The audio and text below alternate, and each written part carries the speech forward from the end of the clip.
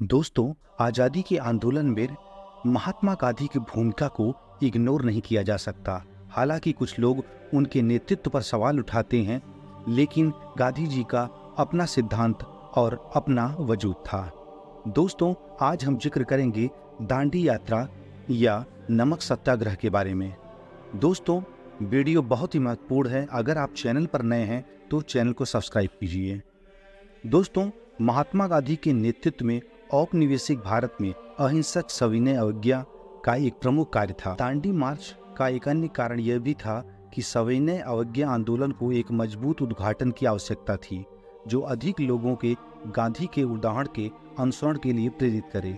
गांधी जी ने इस मार्च की शुरुआत अपने 78 भरोसेमंद स्वयंसेवकों के साथ की थी। साबरमती आश्रम से दांडी यात्रा नवसारी के गुजरात से आरंभ होती है। रास्ते में भारतीयों की संख्या बढ़ती गई और लोग उस आंदोलन से जुड़ते गए।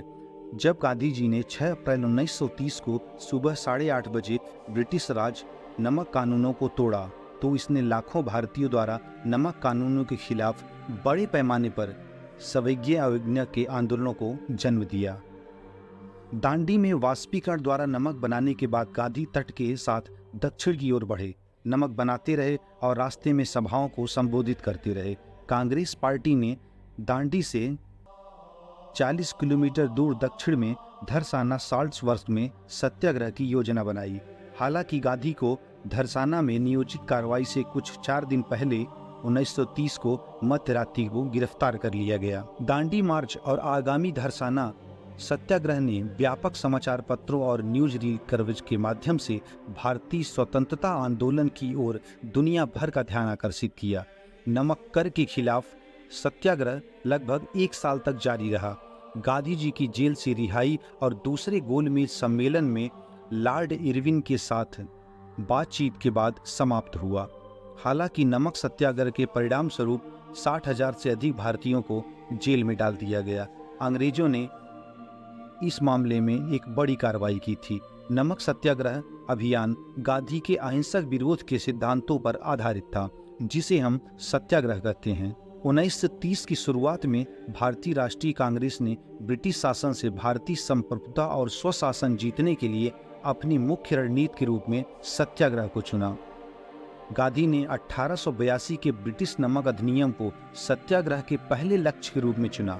दांडी के लिए नमक मार्च और धरसाना में सैकड़ों अहिंसक प्रदर्शनकारियों की ब्रिटिश पुलिस द्वारा पिटाई, जिसे दुनिया भर में कवरेज मिला, सामाजिक एवं राजनैतिक अन्याय से लड़ने के एक प्रतीक के रूप में देखा गया। दांडी मार्च, जिसे नमक मार्च और दांडी सत्याग्रह के नाम से भी जाना जाता है, गांधी जी का अहिंसक सविनय अवज्ञा आंदोलन था। इसे 12 मार्च 1930 से 6 अप्रैल 1930 तक नमक पर ब्रिटिश एकाधिकार के खिलाफ प्रतिरोध के रूप में अभियान के रूप में चलाया गया। गांधी जी ने 12 मार्च को साबरमती से अरब सागर तक 78 अनुयायियों के साथ 241 मील की यात्रा की।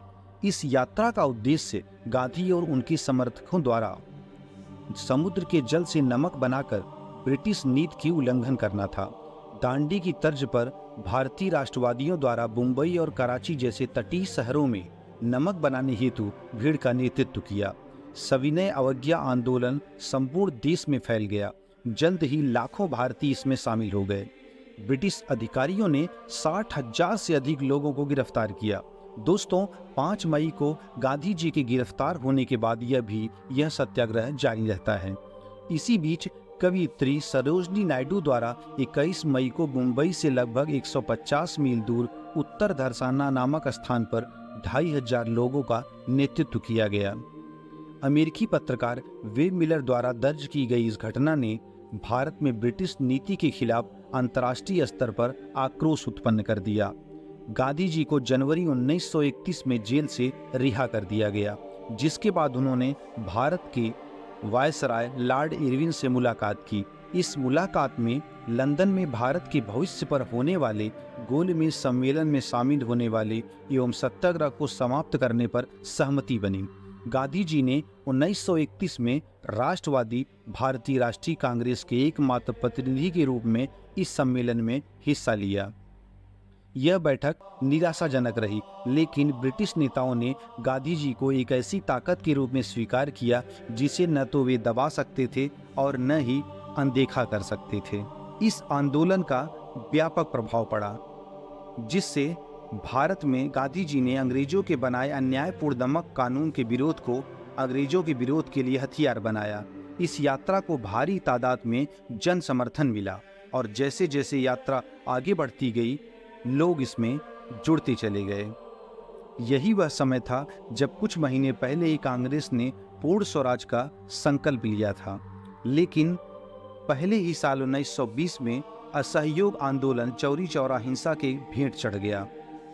इसके बाद यह पहला इतना बड़ा जन आंदोलन था जिसमें लोगों ने बापू का भरपूर साथ दिया। यह आंदोलन पूरी तरह से अहिंसक रहते हुए सफल रहा। दांडी मार्च खत्म होने के बाद चल रहे असहयोग आंदोलन के तहत बड़े पैमाने पर गिरफ्तारियां हुई। इस आंदोलन का खात्मा गांधी-इरविन समझौते के साथ होता है। इसके बाद अंग्रेजों ने भारत को स्वायत्तता देने के बारे में विचार करना शुरू किया।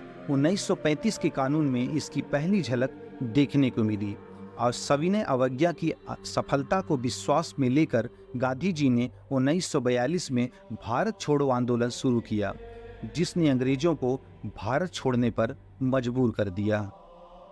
तो दोस्तों, इस तरह से दांडी यार्च यानी नमक सत्याग्रह भारत के इतिहास में एक महत्वपूर्ण आंदोलन था, जिसमें पहली बार संपूर्ण भारतीयों को गांधी जी ने एक मंच पे लाके खड़ा कर दिया और इस यात्रा से एक व्यापक जन आंदोलन प्रकट हुआ, जो कि भारत के स्वतंत्रता आंदोलन में बहुत ही महत्वपूर्ण भूमिका निभाई।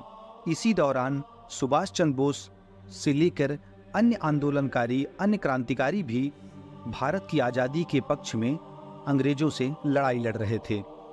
गांधी जी के साथ कुछ मनमुटावों के चलते सुभाष चंद्र बोस ने कांग्रेस जरूर छोड़ दी थी, लेकिन उनका तरीका भारत को आज़ादी दिलाने का ही था। तो दोस्तों, ये रहा दांडी मार्च का पूरा वृत्तांत। वीडियो आपको कैसा लगा हमें कमेंट करके बताइए। जय हिंद, जय भारत, वंदे मातरम।